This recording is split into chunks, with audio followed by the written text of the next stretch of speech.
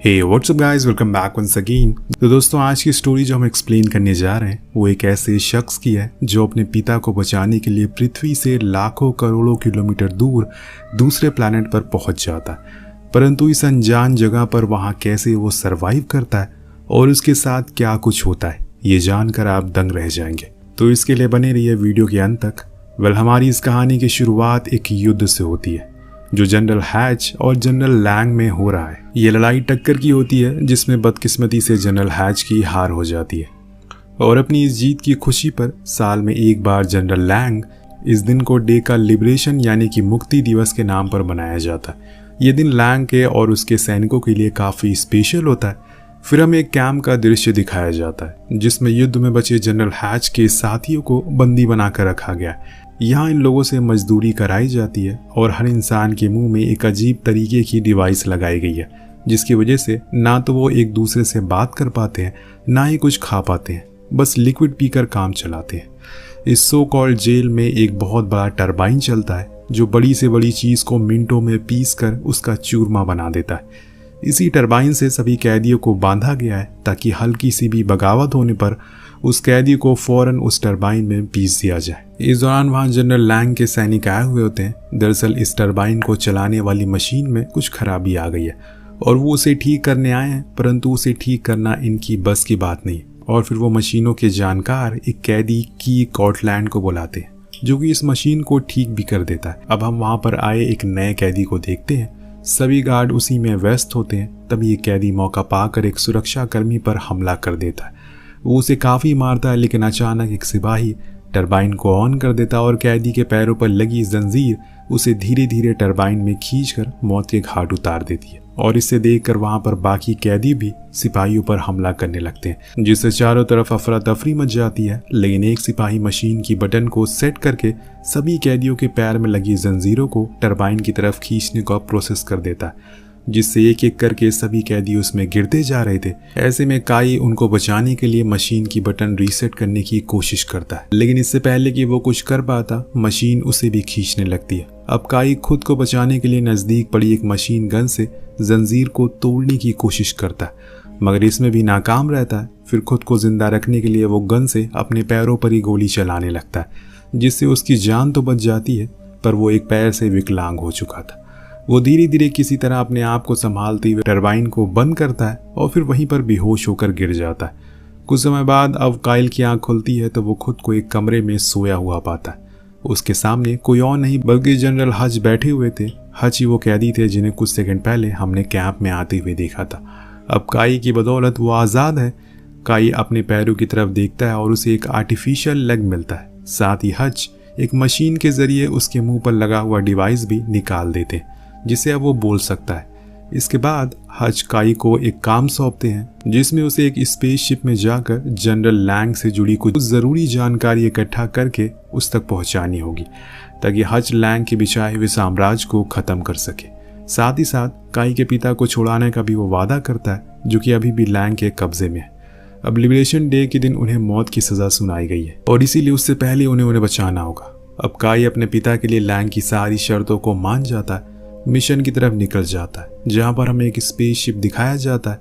इसका नाम है एरो हेड। काई एक स्लीपिंग पॉड के जरिए उस स्पेसशिप के अंदर दाखिल होता है और लैंग की सभी खुफिया जानकारियों को इकट्ठा करने लगता है। लेकिन जैसे ही वो ये संदेश हज तक पहुंचाने की कोशिश करता है तभी सिस्टम फेलियर हो जाता है और उसके शिप में मौजूद सभी स्लीपिंग पॉड एक एक करके एक अनजान प्लैनेट पर गिर जाते हैं। और तो और काई भी जिस शिप में था उसका वो हिस्सा अभी अलग होकर इसी प्लैनेट पर जा गिरता है। थोड़ी देर बाद काई की आंख खुलती है तो वो शटल से बाहर जाने की कोशिश करता है, लेकिन वहां के वातावरण के चलते हुए वो 2 सेकंड भी बाहर रहना दुश्वार था।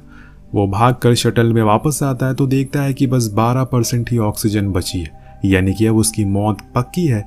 ऐसे में वो अपने बाकी के साथियों को ढूंढने के लिए ऑक्सीजन सिलेंडर की मदद से बाहर निकलता है। थोड़ी दूर पर उसे लियांडर दिखाई देता है जो कि अब मर चुका था और लियांडर के बगल में एक स्लीपिंग पॉड पड़ा हुआ था। काई को महसूस होता है कि शायद उसमें कोई फंसा हुआ है तो वो जाकर तुरंत उसे खोलता है जिसमें एक टैरन नाम की एक लड़की बाहर आती है। वो बिना समय गवाए टैरन को अपना ऑक्सीजन मास्क देकर उसे उठाकर शटर की तरफ लेकर जाता है। वहीं दूसरी तरफ हम देखते हैं कि कोई अनजानी शख्सियत डेड लियांडर को उठाकर वहां से ले जा रही है। जिसका ये साफ मतलब हो जाता है कि इस विचित्र जगह पर वो अकेले नहीं है। थोड़ा कॉन्शियस होने पर हमें मालूम पड़ता है कि टैरन एक बायोलॉजिस्ट है जो रिसर्च के सिलसिले में यहाँ पहुंची थी।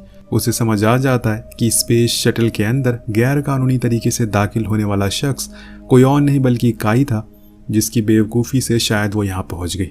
अब वो दोनों स्पेसक्राफ्ट से बाहर के हिस्से को ढूंढने के लिए निकलते हैं, जहाँ उन्हें रास्ते में एक धातु मिलता है। ये पूरा पत्थर की तरह था। अब टैरन उसे देखकर कहती, ये तो बहुत ही जल्दी ऑक्सीडाइज हो रहा है, यानी कि यहाँ का वातावरण हमारी स्किन के लिए खतरा है। और होशियार टैरन फौरन समझ जाती है कि ये जगह कोई दूसरा प्लैनेट नहीं बल्कि चांद है। बातों ही बातों में उसको ये भी मालूम पड़ जाता है कि काई कोई रिसर्च नहीं बल्कि हज का भेजा हुआ एक आदमी है। वो उसे हज से दूर रहने को कहती है क्योंकि वो बुरा इंसान होता है, लेकिन काई को उसकी बातों कुछ खास फर्क नहीं पड़ता। वो तो बस वापस धरती पर जाना चाहता है, वो भी अपने लोगों के साथ। अब दोबारा जेल में बंदी बनकर नहीं रहना चाहता। इसके बाद काई टैरन को उसके हथियार लौटाकर वापस स्पेस शटल में आ जाता है। यहाँ वो बाहर निकलने की कोशिश करता है। फिर उसे याद आता है कि इस एडवांस आर्टिफिशियल इंटेलिजेंस कंप्यूटर को चलाने के लिए उसके पास कोई भी अथॉरिटी नहीं है। उसके दिमाग में टैरन की वो बात याद आती है कि हज अच्छा आदमी नहीं है, इसीलिए वो कंप्यूटर में एक बार हज से जुड़ी इंफॉर्मेशन खोजने की कोशिश करता है और उसे मालूम पड़ता है कि वाकई हज अच्छा इंसान नहीं है। वो बहुत पुराना अपराधी है और उसके दिमाग में एक खतरनाक जेल पर कब्जा करने की प्लानिंग हमेशा से घूम रही है। इसी बीच उसे स्पेस शटल में मौजूद आर्टिफिशियल इंटेलिजेंस RE3F में एक मैसेज आता है, जिसमें सभी बच्चे सर्वाइवल को इवेंट पॉइंट में बुलाया जाता है ताकि उन्हें वहां से बाहर निकाला जा सके। ये संदेश सुनकर काई फौरन टैरन के पास पहुंचता है और उसे सारी बातें बताता है। अब दोनों उस जगह पर जल्द से जल्द पहुंचना चाहते हैं, लेकिन बदकिस्मती से उनके पहुंचने से पहले सभी बचे लोग एस्केप पॉड की मदद से वहां से चले जाते हैं और वो दोनों वहीं पर फंस जाते हैं। दरअसल वो पॉइंट उनकी लोकेशन से काफ़ी दूर होता है, जिसकी वजह से वो समय रहते वहां पहुंच नहीं पाते। इस चीज़ से काई एक गुफा के पास खड़ा होकर अफसोस जताता है। तभी कोई उसे गुफा के अंदर खींच रहा होता है। वो ज़ोर ज़ोर से चिल्लाता है। अब टैरन उसकी मदद करने के लिए अपना हाथ आगे बढ़ाती है, लेकिन लाख कोशिशों के बाद भी वो काई को नहीं बचा पाती। अब टैरन डर के मारे तुरंत अपने शटल में वापस जाती है और पूरे बंदोबस्त के बाद उन्हीं पत्थरों के बीच पहुंचती है जहां से काई गायब होकर नीचे गिरा था। काफ़ी खोजबीन के बाद आखिरकार काई उसे मिल जाता है। वो बिना कपड़ों के वहां पर उल्टा लेटा हुआ था। टैरन किसी तरह से काई को शटल के अंदर लाती है और कुछ टेस्ट करने के बाद उसे पता लगता है कि वो बिल्कुल ठीक है और बाहर के जहरीले वातावरण का उस पर कोई भी असर नहीं पड़ा। हालांकि उसके साथ क्या हुआ ये वो भूल चुका है। वो उसे बताती है कि अब हमें यहाँ पर बचाने के लिए कोई भी शिप नहीं आने वाला, इसीलिए जो करना है हमें खुद करना होगा। लेकिन स्पेस शटल का एक एक्सेस मेरे पास नहीं है। तभी उन्हें लिएंडर की याद आती है कि वो इसी शटल का इंचार्ज था, उसके पास ज़रूर सारे एक्सेस होंगे। वो लोग उसके ढूंढने के लिए दोबारा उसी चमकीली पत्थर के पास जाते हैं और इसे तोड़ते भी हैं। इसमें उन्हें लिएंडर की लाश मिलती है जिसके अंदर अभी भी सांसें चल रही थी। वो उसे घसीट के शटल के पास लाते हैं।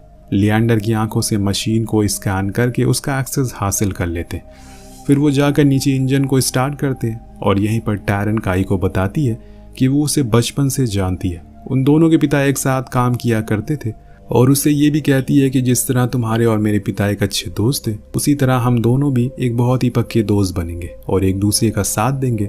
वो दोनों बात कर ही रहे होते हैं कि तभी अचानक से लिएंडर को होश आ जाता है और हज के बारे में बुरा भला कहने लगता है, जिससे उसके और काई के बीच झड़प हो जाती है। लिएंडर बंदूक निकालकर उसको धमकाने लगता है और काई उसे रोकने की कोशिश करता है, लेकिन तभी गलती से लिएंडर के हाथों से गोलियां चल जाती है जो कि जाकर सीधा टैरन के हेलमेट पर लगती है। वो वहीं गिर जाती है। टैरन को बेसुध पाकर काई का खून खौल उठता है और वो गुस्से में लिएंडर को इतना मारता है कि उसकी मृत्यु हो जाती है। वहीं काई भी अचानक से गिर जाता है क्योंकि इनमें से एक गोली उसे भी लगी थी। अब अगले दृश्य में हम काई को एक जगह पर बेहोश पाते हैं, जिससे हमें यह मालूम पड़ता है कि वो अभी भी जिंदा है और होश में आने के बाद शटल की तरफ जाता है, जहाँ रास्ते में उसे 2 कंकाल मिलते हैं, जिन्हें देखकर वो समझ जाता है कि ये टैरन और लिएंडर के। अब शटल के अंदर जाने पर उसे कंप्यूटर सिस्टम RE3 से मालूम पड़ता है कि उसे बाहर गए हुए 34 दिन हो गए और लिबरेशन डे के लिए अब बस 42 दिन ही बचे हैं, यानी कि काई के पास अपने पिता को बचाने के लिए सिर्फ 42 दिन बचे हैं। अब RE3 उसे ये भी बताता है कि शटल का इंजन पूरी तरीके से जल चुका है काई इंजन को जल्द से जल्द बनाने के लिए नीचे गिरे हुए टुकड़ों को इकट्ठा करने लगता है। अब एक रोज जब वो सो रहा होता है तभी उसे कुछ अजीबोगरीब आवाज आती है, जिसके बाद काई को बड़ी बड़ी तेजी से दर्द उठता है। आरिथी उसे खतरे के बारे में बताने के बजाय शटल से भाग जाने को कहता है, जिसके बाद वो अपने एडवांस कंप्यूटर की बात मानकर वहां से बाहर जाकर एक गुफा में छुप जाता है। इस गुफा में काफी अंधेरा होता है और जैसे ही वहां पर बैठने की कोशिश करता है वो, तभी उसे महसूस होता है कि कोई बहुत ही विचित्र सा जीव अपना मुंह खोल रहा है। ये देखकर डरा सहमा काई वहां से बाहर आता है, लेकिन बस थोड़ी दूर पर हम देख पाते हैं काई का शरीर मुड़ चुका है। अब वो एक मॉन्स्टर में बदल जाता है। अब यहाँ से सीन एक बार फिर से शिफ्ट होती है और काई एक बार फिर से सोकर उठता है और AI RE3 से कहता है कि मेरे अंदर के इस मॉन्स्टर को बाहर निकालने में तुम मेरी मदद करो। काई को लगने लगा था कि वो अपने डैड को समय से रहते निकाल नहीं पाएगा जेल से, और तभी RE3 उसे एक बेहद बुरी खबर सुनाते हुए बताता है कि लिबरेशन डे 2 दिन पहले ही बीत चुका है। जिसके बाद काई को काफी दुख होता है क्योंकि अब उसके पिता नहीं रहे। अब इस बात को लेकर 3 साल बीत जाते हैं और काई अपने अंदर छुपे उस मॉन्स्टर के साथ ही अपनी जिंदगी गुजारना सीख गया था। RE3 उसका एकमात्र दोस्त होता है जो पूरे दिन घूमता फिरता रहता है उसके साथ और जुगनू को देखकर अपने दिल को तसल्ली देता रहता है। एक रात उसे किसी के पैरों का निशान मिलते हैं। वो समझ जाता है कि उसके शटल के पास कोई गया हुआ था। काई बड़ी ही चतुराई से उस इंसान को पकड़ने के लिए अपने आप को जंजीरों से बांध देता है और जैसे ही वो क्रिएचर उसके सामने आता है वो बंदूक से उसके शरीर में छन्नी कर देता है और उस क्रिएचर की वहीं मौत हो जाती है। अब काई अपने शटल में वापस आता है जहां RE3 उसे बताता है कि तुम्हारे शरीर को उसी मॉन्स्टर ने अपने हिसाब से ढाल दिया है और तुम 3 साल पहले ही मर चुके थे। फिर वो उसी 3 साल पुरानी सभी रिकॉर्डिंग उसे दिखाता है। यहाँ काई के सामने एक बहुत बड़ा सच सामने आता है। दरअसल जिस दिन लिएंडर ने टैरन पर गोली चलाई थी उसे वो सिर्फ घायल हुई थी। होश में आने के बाद वो वहां से दूर कहीं चली गई, जिसकी वजह से वो नेटवर्क से बाहर हो गई और जो 2 स्केलेटन काइल ने देखे थे वो किसी और के नहीं बल्कि लिएंडर और उसके खुद के थे। अब काई RE3 के साथ टैरन को ढूंढने का फैसला करता है और उसे कुछ चेंजेस करके ऐसा बना देता है कि वो हवा में उड़ सकता है। इसके बाद वो दोनों उसी जगह पर जाते जहां पर टैरन आखिरी बार लोकेट हुई थी।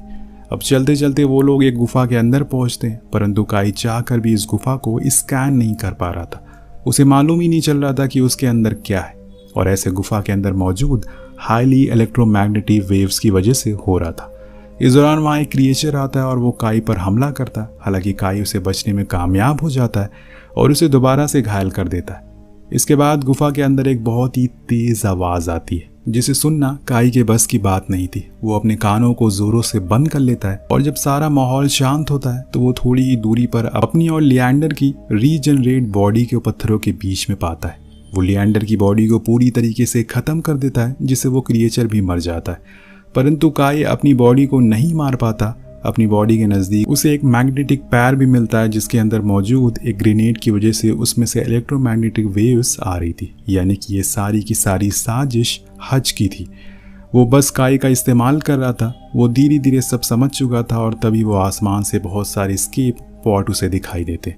ये वही पॉट होते हैं जो उसे आज से 3 साल पहले छोड़कर यहाँ चले गए थे। और तो और आसमान में स्पेस शटल भी दिख जाता है जो कि हज का होता है। अब काई भागकर अपने शटल की तरफ जाता और सारी जानकारियां हज को ट्रांसफर करने लगता है। तब तक स्पेस शटल भी जमीन पर उतर जाता और उसमें से 2 लोग निकलते जिनमें से एक हज होता है। हज काई को देखते ही मारकर बेहोश कर देता है। जब काई की आंख खुलती है तो वो खुद को एक जंजीर से बंधा हुआ पाता है। हज उसके द्वारा इकट्ठा की गई सारी जानकारी का पता पूछता है, लेकिन काई इसके लिए उसे मना कर देता है। लेकिन हज काई को बताता है कि टैरन उसके कब्जे में है, तो वो तुरंत ही उसे सारी बात बताते हुए कहता है कि वो सारी जानकारियां उसके एडवांस कंप्यूटर RE3 में है। इधर हज बाहर पड़े RE3 में मौजूद सारा डेटा एक्सेस करने के लिए जाता है, लेकिन उसमें कोई भी जानकारी नहीं होती, जिसे गुस्से में आकर हज काई को मारने के लिए उसे मैग्नेटिक पैर में लगे ग्रेनेड को एक्टिव कर देता है। परंतु काई ने पहले ही उस ग्रेनेड को निकाल कर RE3 पर लगा दिया था। वहीं पर ग्रेनेड ब्लास्ट हो जाता है और इधर जब हज का एक आदमी शटल में टैरन को मारने के लिए आगे बढ़ता है, काई उसे रोकता है, लेकिन जब वो नहीं रुकता तो काई को काफी तेज गुस्सा आता है और वो दाना में बदल उस आदमी को मौत के घाट उतार देता है। साथ ही साथ वो RE3 पर भी हमला करता है। काई काफी आक्रोश में होता है, हालांकि टैरन के शांत करने पर वो मान जाता है, पर अचानक न जाने कैसे वहां ब्लास्ट में जख्मी हज आता है और काई पर गोलियां चलाने लगता है। आखिरकार काई हज को भी अपने टेंटिकल से मार गिराता है और फिर R3 को लेकर टैरन के संग उसी स्पेस शटल में वापस धरती की तरफ जाता है, जिसके साथ ये कहानी यही खत्म हो जाती है। वेल, आपको कहानी कैसी लगी नीचे कमेंट करके जरूर बताएगा। मिलते हैं अगले वीडियो में। Thank you so much watching. Peace out.